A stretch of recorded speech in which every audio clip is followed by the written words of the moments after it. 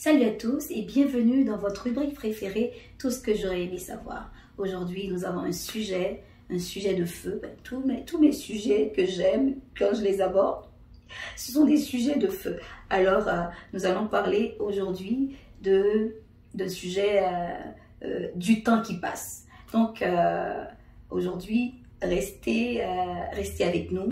On va vraiment discuter vraiment de ce sujet. Parce que le temps passe, le temps coule, le temps court, et qu'est-ce qu'on fait avec le temps?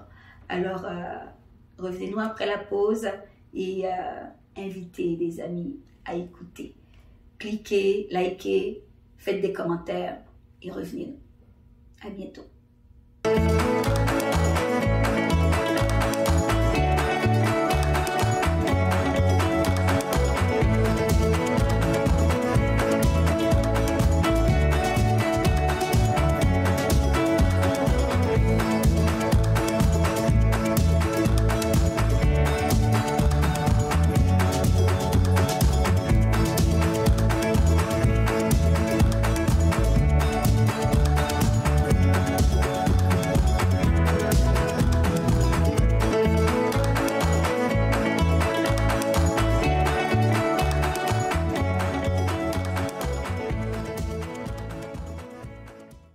Salut tout le monde, alors de retour dans votre rubrique préférée. Donc aujourd'hui nous allons parler du temps qui passe et quoi de mieux pour les adolescents d'entendre parler du temps qui passe. Ce qu'il faut comprendre avec les adolescents sont dans une période de transition. Le temps qui passe des fois peut paraître très long. Le temps qui passe pour un adolescent en 12-17 ans peut paraître, comment je pourrais dire, plate, comme disent les ados. Donc, quoi faire avec les choses qui nous arrivent, les événements qui viennent nous perturber. Imaginez quand vous étiez enfant, vous aviez hâte d'être des adultes. On fait, quand vous étiez à la garderie, on veut faire on veut s'habiller comme un médecin, on veut faire comme le pompier. L'enfant veut toujours faire comme les grands. Donc, le temps passe, parfois on veut passer au travers du temps. Parfois, on veut courir, on veut aller plus vite que le temps. Et lorsqu'on est adolescent, encore une fois, parfois le temps...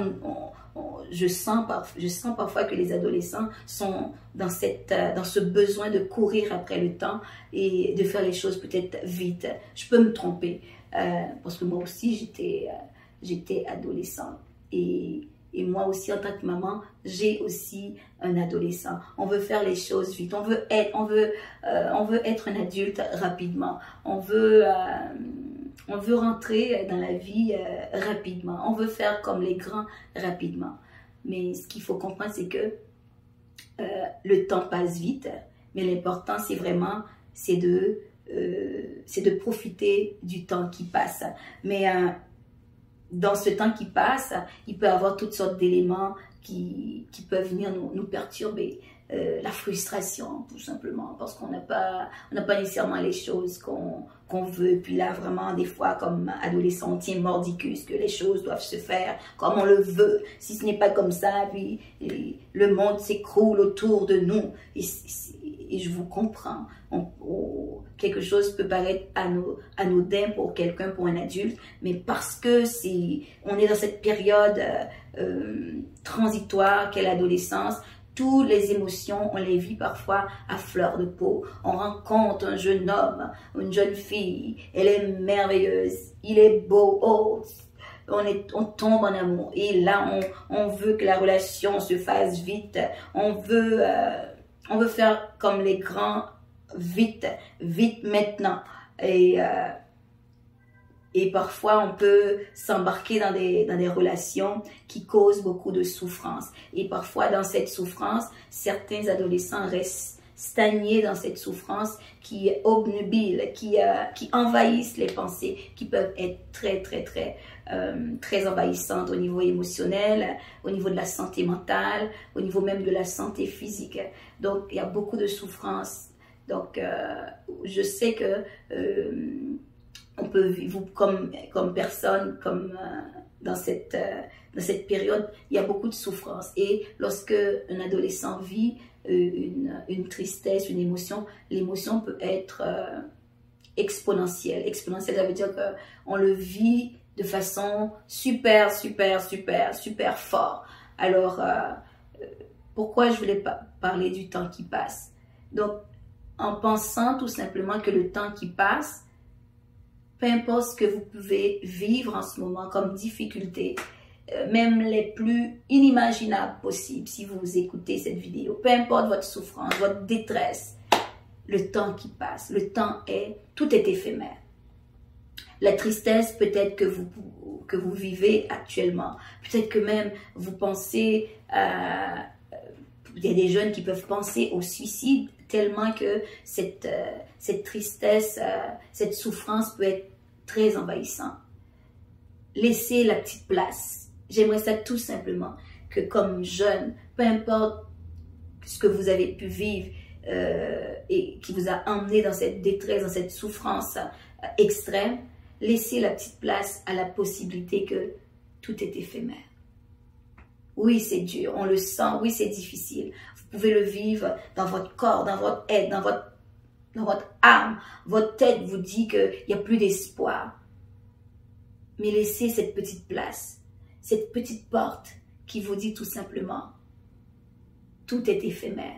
Et même, j'irai même un petit peu plus loin, si je prends un verset dans la Bible, dans Apocalypse 3, verset 20, « Voici, je frappe à la porte. » Laissez la possibilité à l'Esprit de Dieu de frapper à la porte de votre cœur. Même si peut-être que les parents peut-être ne sont pas nécessairement toujours outillés malheureusement. Moi en tant que parent, malgré que j'étudie en éducation à la sexualité, parfois il m'arrive d'être devant mon enfant et puis j'ai pas toujours les réponses. Parfois, j'arrive devant une situation, ça bouillonne aussi d'émotions négatives en moi, ça bouillonne de colère, de tristesse. Il ne faut pas être dupe, il ne faut pas fermer les yeux aussi que les parents peuvent n'ont pas toutes les réponses. Parfois, comme enfants, comme adolescents, on pense que les parents devraient avoir toute la réponse à vos questionnements. Mais non. Le rôle des parents, c'est d'assurer la santé, la sécurité et votre bien-être, mais on ne sait pas tout comme parents. Les adultes ne savent pas tout. Donc, juste avec cela, sachant cela, ça nous enlève un poids sur le dos comme parents. Et vous, en tant qu'ado, ça vous enlève un poids aussi qui vous évite d'entrer dans une lutte de pouvoir avec vos parents, de rentrer dans une sorte de révolte, dans la rébellion, dans l'opposition. Parents, enfants, il faut être des alliés et non pas des ennemis. Alors quand vraiment il y a une surcharge d'émotions, n'oubliez pas vraiment que là où les limites de la parentalité s'arrêtent, mais il y a une toute puissance qui est plus puissante que votre puissance que j'expliquais tout le temps. Vous êtes des super-héros. Vous êtes les super-héros de votre vie, mais le super-héros aussi a des limites, a des faiblesses. Je ne sais pas si vous avez déjà vu dans les films de super-héros, ils ont toujours un point faible. Donc c'est ça, le point faible des super-héros. Là où le super-héros est faible, il y a une super puissance qui est au-dessus de cette puissance du super-héros. Et c'est Dieu, je crois qui est là pour vous, qui est toujours là pour vous. Vous ne serez jamais trop débordé ou trop passé de quelque chose pour que Dieu n'ait pas accès à vous. Mais c'est vous qui devez lui donner cet accès parce que Dieu est un gentleman. Il vous connaît sur le doigt de ses mains. Il vous connaît tout simplement du bout des doigts. Il vous connaît dans chacune de vos cellules. L'être humain, si je me rappelle, est formé, le corps humain est formé de 56 000 milliards de cellules. Donc, tout votre être, le Créateur, il est au courant de chacune de vos cellules, s'il y a une cellule qui ne fonctionne pas, il est au courant. Donc, faites confiance à ce créateur qui vous a donné le super pouvoir. Quand ça va pas mal, quand ça va mal, quand tout paraît noir, quand tout paraît sombre, quand le temps semble courir et que vous avez besoin de temps, premièrement, je dis tout le temps, respirez. Respirez devant les situations, la honte, la culpabilité. Respirez. Fermez vos yeux et respirez. Et ça va vous permettre de calmer vos pensées. Et le temps qui semble paraître courir devant vous, le temps qui semble vous manquer, va vous redonner la bonne perspective. Toujours. Je vais toujours voir. Moi, j'aime bien mon sablier. Vraiment, de toujours revenir à votre vrai pouvoir. On ne peut pas contrôler l'incontrôlable. Votre pouvoir, c'est toujours dans l'instant présent. La honte, la culpabilité, ça ne sert à rien.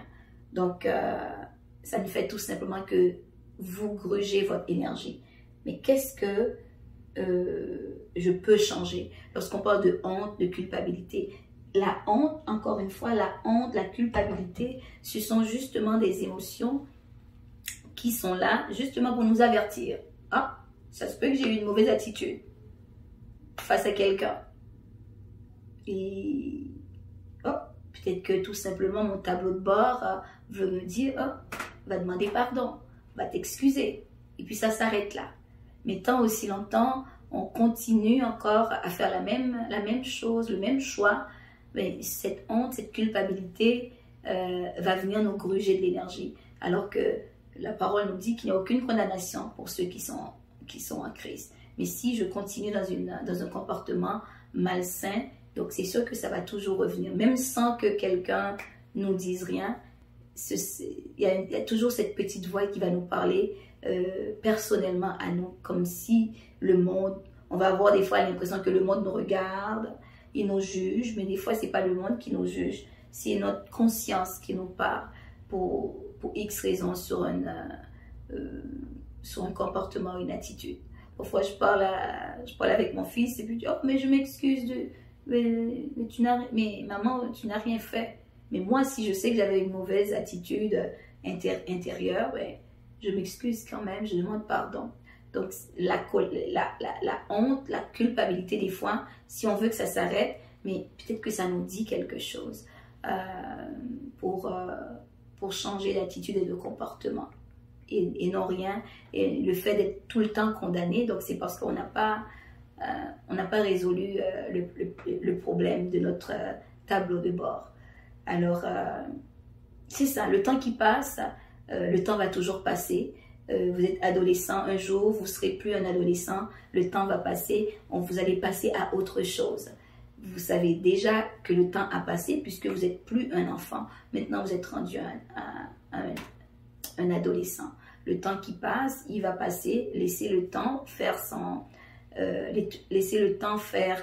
son travail, laissez du temps au temps pour devenir ce que vous voulez devenir dans votre vie, ce que Dieu réserve pour vous.